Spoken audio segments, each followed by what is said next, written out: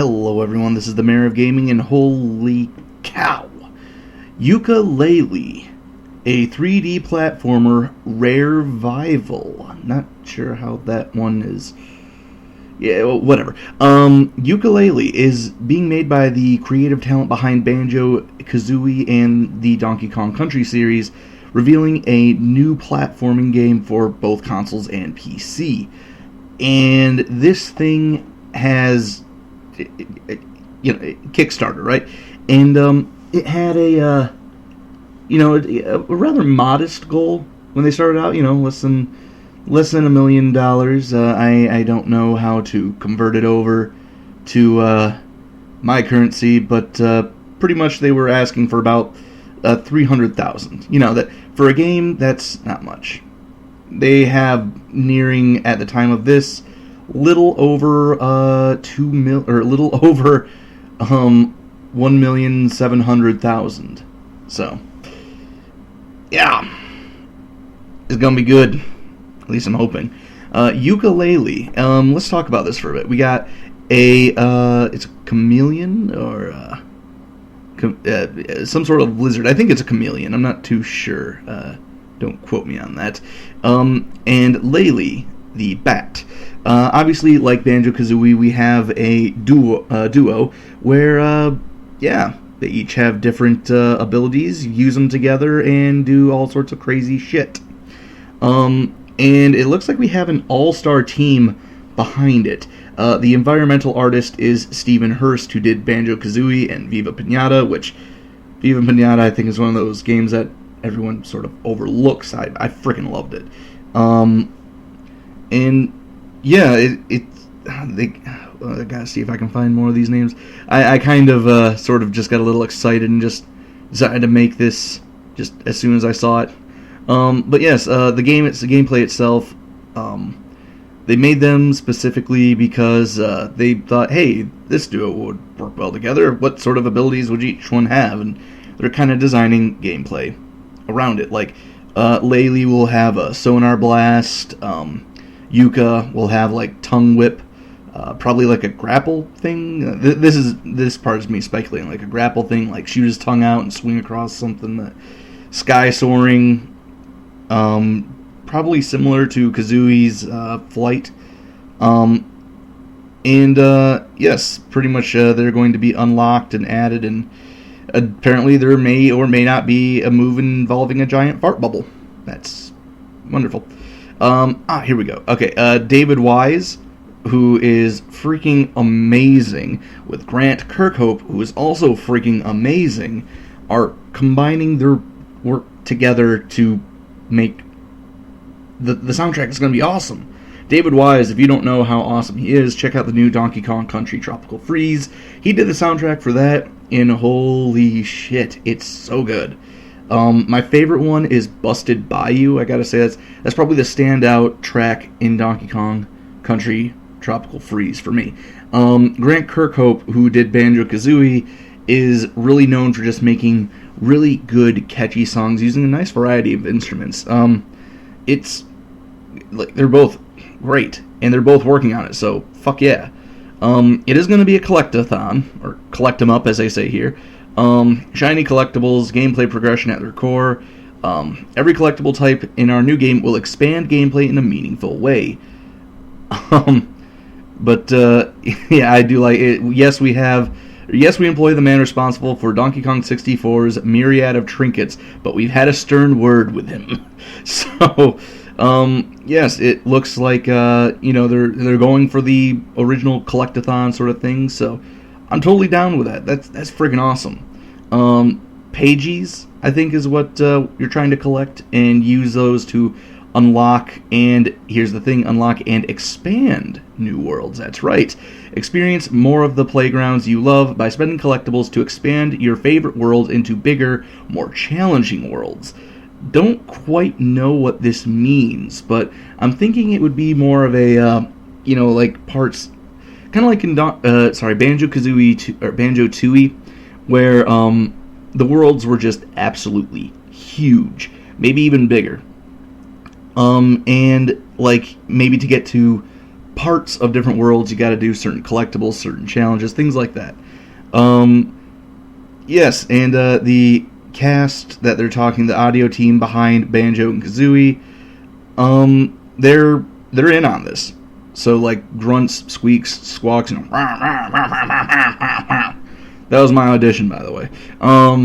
That's going to be making a return, so I'm pretty excited for this. But yes, they also have something called Playtonics. I'm getting all of this off of the Kickstarter page. I'll leave a link to that below. Playtonics. Gameplay modifiers and use them to customize gameplay to suit your style. You can run faster, hit harder, fly further. They're also named after... Wait, what? Also, are they named after our studio or vice versa? We'll never know. Yes, this is Playtonic Studio, which is kind of cool. Arcade machines. Each world hides at least one secret arcade machine, encasing old school gaming goodness. So it sounds like, minigames abound, just like in Banjo-Kazooie, Donkey Kong Country, and that's awesome. Everything I'm hearing about this is awesome, but of course this is the Kickstarter page, so they're not going to tell a lot of bad things about it. Yes, they're kind of talking about how the world will work. Yooka-Laylee will have to complete challenges to unlock and collect pages. Golden collectibles are the main currency of the game, and yeah, you can unlock and expand worlds, so that's neat. Let's see. The soundtrack, yeah, they're showing the... oh yes, here's the big thing. It's going to be all platforms. All of the platforms are going to be released day one, and it's going to be neat. It's going to be, Windows, Mac, Linux, also Xbox One, PlayStation 4, and Wii U. I think I'm going to get it on Wii U because I have fond memories of playing Rare's games on a Nintendo console, and I don't know. PC might be nice because, they might have mods for it, but I'm not sure what exactly it would be. But yes, with their Kickstarter goals, they've already gotten over 1 million easily. They got, let's see, let's take a look at some of these.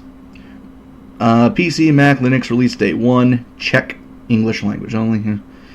Unique epic boss battle on every level, and awesome boss tunes from David, Grant, and Steve, check. A pre-final boss quiz show.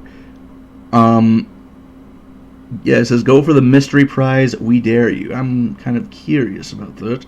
But that, they made that. Transform into unexpected things with unique controls and abilities. Plus a new NPC. Probably like a Mumbo reference character. Or a Humbawamba. Either way, it'd be awesome. A mix of 2D and 3D minecart sections. Not even limited to just mines either. Love minecart levels. They're frustrating, but so cool. Especially in Tropical Freeze. A local co-op buddy mode, so the second player gets to help their best buddy out. That could be cool. I wonder how they'd do that, like, would the characters separate, and you can, I don't know. 2 to 4 player local, or 2 to 4 player local multiplayer versus mode with unique games. Interesting. Probably like Banjo-Tooie's, like, first-person shooter mode and things like that. Professional French, German, Spanish, and Italian translations, plus extra languages voted for by backers. Neat. Exclusive character designs from ex-Rare guest artist Kev Kong Bayliss and Ed Mumbo Jumbo Bryan.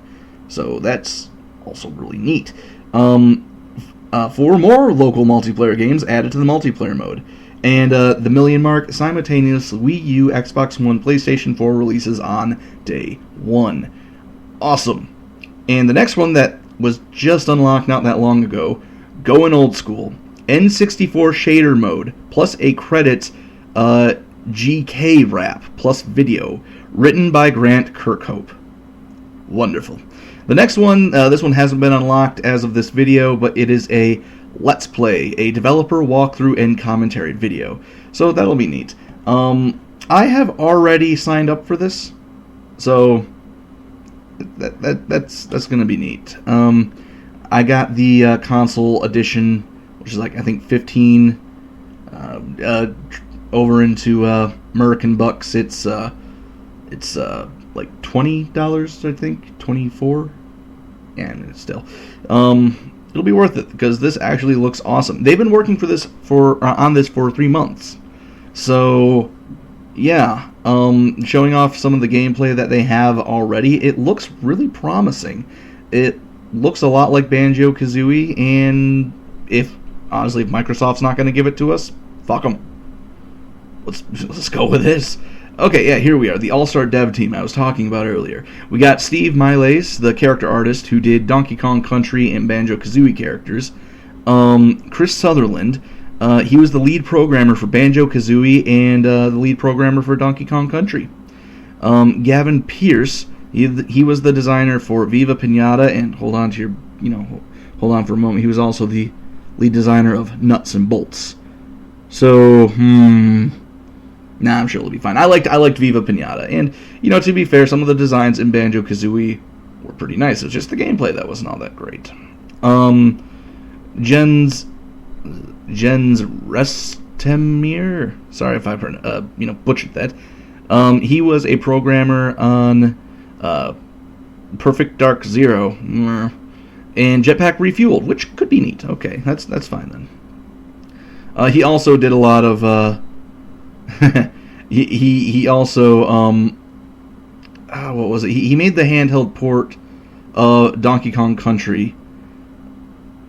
Apparently, am I reading this right? Channeling nearly a decade of experience spent on Rare's games from the Miracle handheld port of Donkey Kong. Okay, yep, he did. So that's kind of neat. Stephen Hurst, known for the environments in Donkey Kong Country and the worlds in Banjo-Kazooie. Yes, that's good. Mark Stevenson, the technical artist for Cameo and Donkey Kong 64. Pretty neat. And the writer and editor is, he's not from Rare, but he does do a lot of time playing games.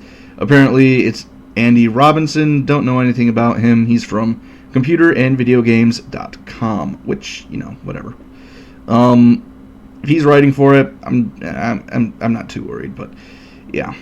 Anyway, this has been the Mayor of Gaming. I'm going to put a link below to this hype. Yeah. Hopefully this turns out to be amazing. It's expected October of next year, so, don't be holding your breath for this. It's going to take time. But from what they have already, looks pretty sweet. It's been the Mayor of Gaming. Till next time, have a good one.